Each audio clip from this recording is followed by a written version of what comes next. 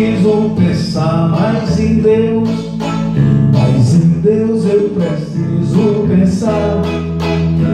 Minha vida está desalinhada, minha vida eu preciso alinhar. Meu altar está desmoronado, meu altar eu preciso arrumar. Feito assim, desta maneira, no céu não pode entrar.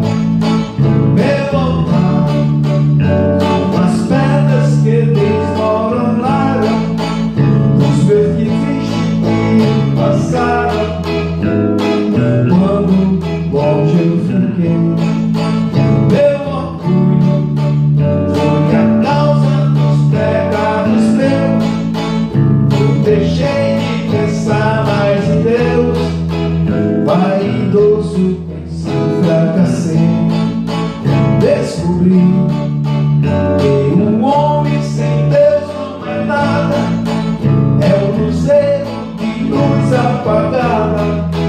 Foi assim que distante chorei. Eu sei que cair é do homem, mas Deus faz levantar. Por mais que seja um pecado, Deus é grande em perdoar.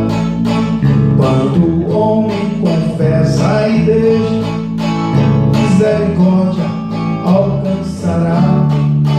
Bem-aventurado ao que crê, quem consertar o altar.